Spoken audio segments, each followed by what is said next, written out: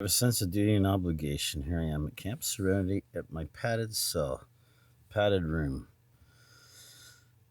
Close to 1:30. Just collected a little bit more syrup. Just topping up on my Dr. Pepper before sleep time. It's always good to stay hydrated before you go to sleep. Keeps your kidneys healthy. So I collected some syrup. I gotta change the size of the buckets. I think it's a really good thing that I did because what's happened is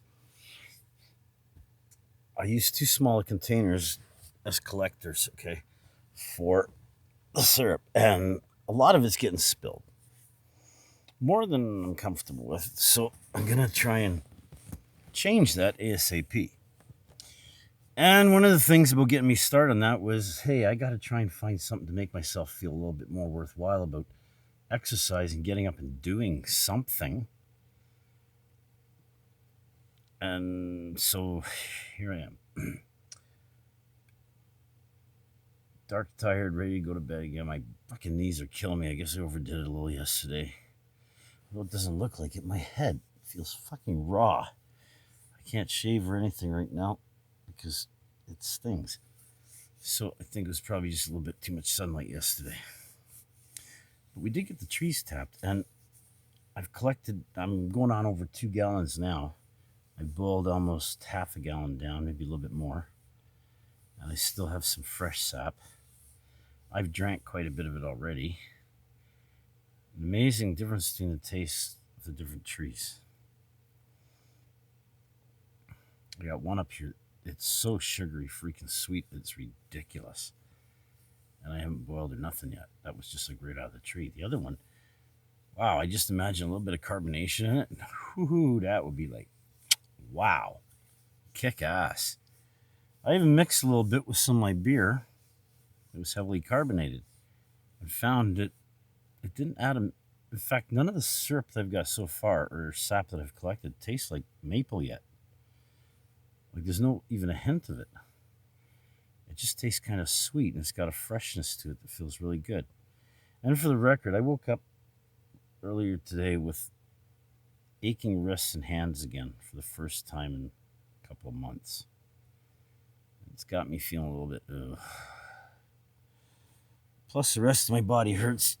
And some of that is, yeah, I've been out working with a shovel, the rake, cutters, doing a little bit of preparatory work for trying to get a spot ready for.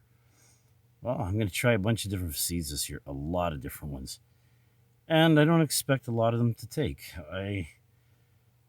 I've got an overabundance of them this time because I just want to see what happens if I put them all out there together under some really good conditions. I mean, it's not just random, silly, throw them out and see what happens. I mean, I've done that before, and success rate very, very low. So this is kind of a controlled experiment this year. I got a really good spot to do it so far, and it's going to require a little bit of succession through the seasons. I got areas where I think I can start certain plants, and then I would have to move them later in the season. Others, you start them early and let them stay there, blah, blah, blah. And they're not going to thrive until very late in the season because the sun changes its height in the sky. Daytime, there's all these side shots. There's a lot of variables I've noticed, including wind flow, temperature at night. There's some constants that I've learned about in this spot where I am right now that I can start working with. So we're beginning our migration outside, and I'm thinking slow migration. And I'm also thinking I am tired out of my fucking mind, but I felt a sense of obligation as I checked the weather on my tablet because it seemed unusually warm in here. Got all the heat off. And I got fans blowing to try and keep it a little bit cooler.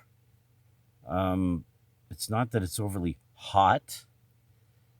It's that for what I've been used to for sleeping in, close to the outside temperatures, this is like, holy shit, are you kidding me? We've gone from around the 0 mark up to 20 odd degrees. And where I am right now, being inside of a barn, it is a little bit cold and clammy. And it feels refreshing in a way. So I'm going to get some sleep so I can do some brewing tomorrow. And I'm going to do some more exploring with the sap. I'm going to do some updates on the tree for I didn't use big enough containers. Maybe put some wax around the bibs on it. Pulled them out a little bit further. I learned you don't have to dig that far in them. These little plastic things you got, holy shit, it's just barely sticking into the bark. And I'm getting more than enough for personal use. If there was maybe 3 or 4 people here and we had to use it for washing and everything else, yeah, we need a few more for sure. For one person, depending how long the season of getting the sap goes, and I'm going to try tapping into the walnut tree because I hear that there's some really good sap in that. And we're talking only a ½ inch from the bark into just the softwood. Just touch it, put this little plug on it, and what we use is just tied a piece of string around a bottle and held it against the tree, and it's been working good for 2 days now. And I've got a more than compensatory batch of sap. And that's what led to this video. Before bed, I thought, oh, geez, if I don't go down there and check them, there's a good chance they'll be overflowed by the morning. They're going to be overflowed anyway. I last emptied them around just a little bit before dark. Oh, geez. Okay, so it's, well, 2 of them were overflowing quite a bit. The other ones, fuck all. So I know there's something in the way I've tapped them, or it's a type of tree or something. So I'm going to have to look at that. But just basically with these 2 trees that I've got, for the most part, I'm getting over a gallon a day. And I know for a fact that some of that is just being spilled on the ground. I overslept this morning, and by the time I got out there and checked them, it was already like probably 10 hours past my last checkpoint where I'd emptied them. So I'm trying to be a little more diligent, and I thought the idea is, okay, survival mode. What's if that is my only source of water and I had to go down and secure that amount? Because if I let it waste and drip all night, well, I can still have that 1 or 2 liters in the morning. But what about the 1 or 2 liters that I could have here all night and go and collect that much again in the morning? Bang for your buck investment. Okay, how much energy is taken and needed to get my body to walk down that hill and come back up again? Because it's not like it was last year or during the summer. Fuck, I felt like I could run up and down it. Now I can hardly move.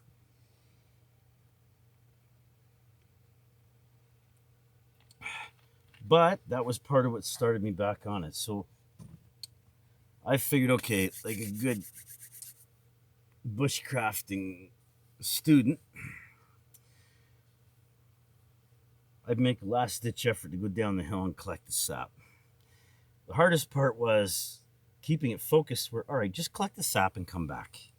I wanted to sit, have a beer, have a smoke. I wanted to start moving some dirt around. I wanted to change some of the geography so that it was easier to walk up and down that hill through the bush and everything, and on the mud and over the rocks and over the trees. My head got flooded with all kinds of stuff. I just wanted to sit down and be there. And so I took a snapshot of that, remembered it in my head, came back with a few ideas, and thought to maybe just try and keep it in the forefront of my dream and possibility of what could be right in front of me. And then come back and dream about how I can make that next part a reality, how I can formulate it into something that more ideally suits, let's say, the soul of Dave craves. A perfect place.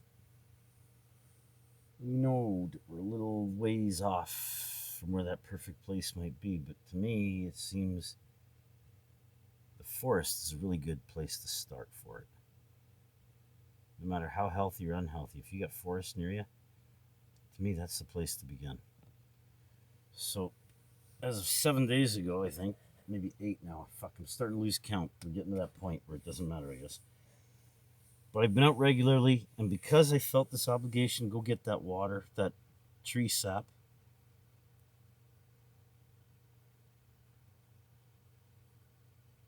it felt worthwhile. I felt like it's worth going out for a walk to go get it.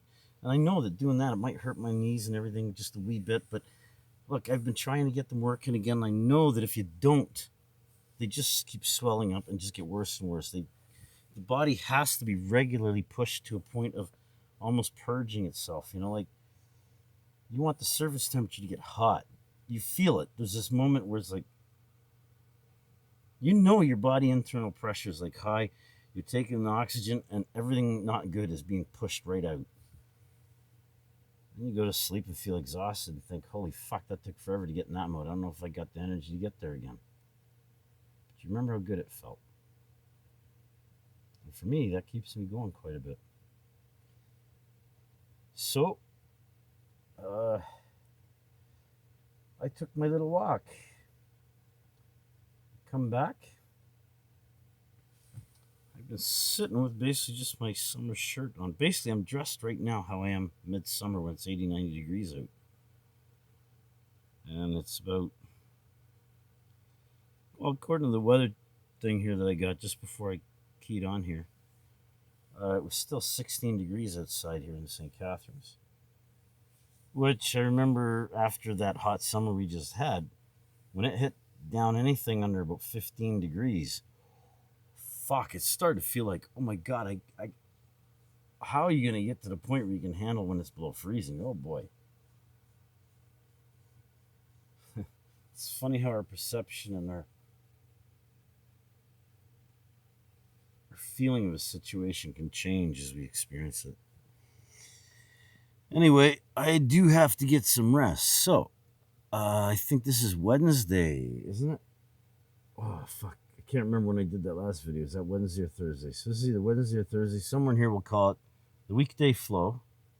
And right now, instead of being in front of my screen, I'm on the tablet.